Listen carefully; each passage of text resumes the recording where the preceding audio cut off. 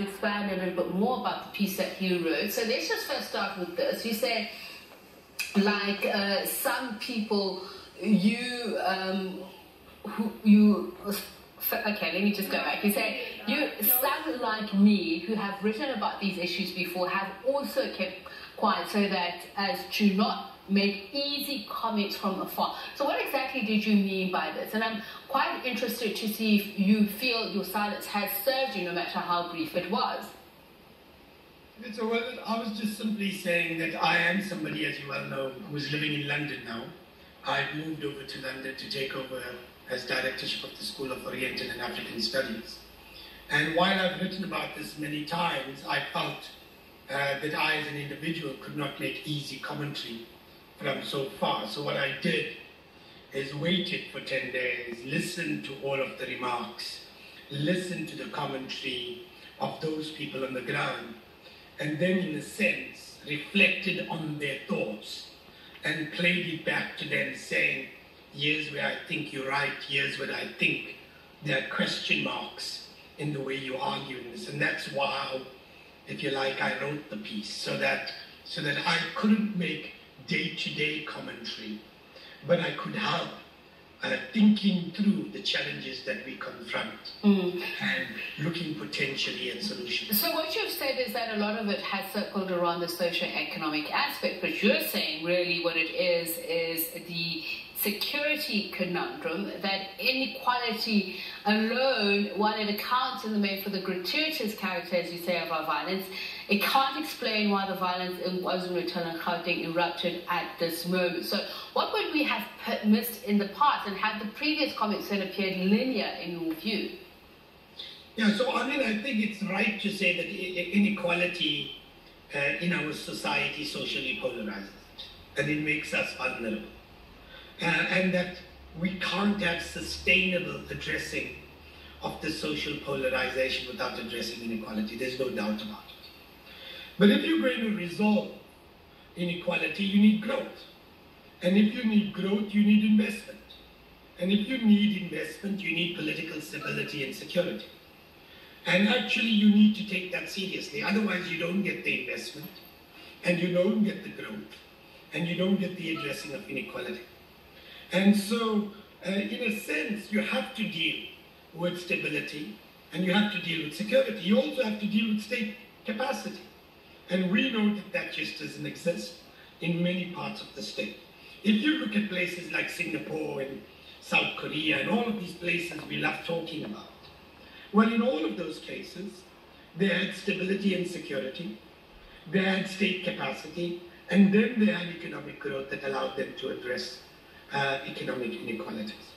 Now, the problem in South Africa, and I think we mustn't duck this, there was a concrete attempt by political forces to spark a rebellion in the country. I think that they lost control of that rebellion. In our context, it went viral, and it threatened and became the most significant challenge to the state since 1994. I think we should be worried about it.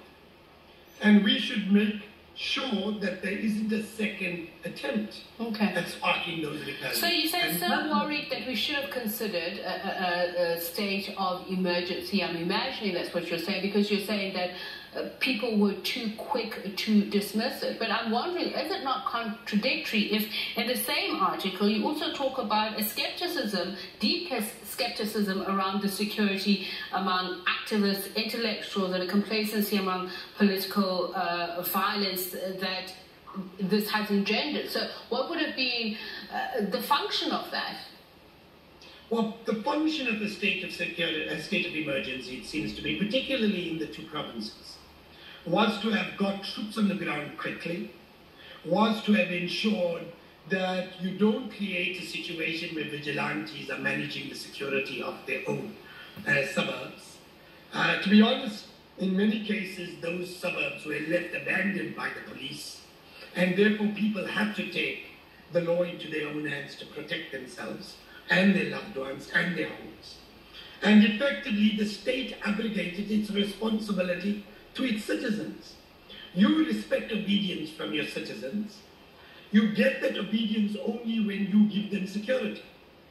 and the state failed in its primary responsibility to its citizens in many parts of KwaZulu-Natal and Gauteng. And so in a sense, what you want to do immediately is ensure that you bring back security into those places, that the state provides it, that you don't have private citizens taking the law into their own hands, and you re-establish your commitment as a state to fulfilling your responsibility to your citizens. That wasn't done. People say to me that it can be done by the Disaster Management Act. You led on a story that spoke about what's happening in Phoenix. Does that demonstrate that, is that not evidence that we have not brought things under our control? And that actually large amounts of our citizens felt obliged to take the law into their own hands with disastrous consequences for everybody. So that's what I'm asking about. Let me give you one other example, please. We've had a low-intensity war in Mooi River for many years where people regularly burn down trucks. Tell me how many democratic societies in the world will allow the burning of trucks that compromise the logistics infrastructure of a nation to happen repeatedly on its major highway. How is this allowed to happen? And how is the ruling party or the government are sitting aside and saying we don't have to do something urgent? So clearly we need to start taking security seriously. Democracy. So I want to talk about just how seriously, and in tandem with that discussion on democracy, you speak about the foundational principles of a democratic state. You also talk about a capable state. Wouldn't declaring a state of emergency have been a final port of call? And if you are to whip into shape some of those rogue political actors that you mentioned to the article, which you say have used instances like Marikana as a political whip, would that have been the right message? While there has been an acknowledgement by the state that its security apparatus did not behave in a manner that imbued, faith in them, a state of security, would that have been the way to deal with all of these things while saying we are a capable democratic state? Well, it seems to me that it would have done two things, particularly if it were done partially, both in KwaZulu-Natal. First, it would have created a clear line of accountability to the Commander-in-Chief. The Commander-in-Chief has, in essence, been paralyzed by a divided party.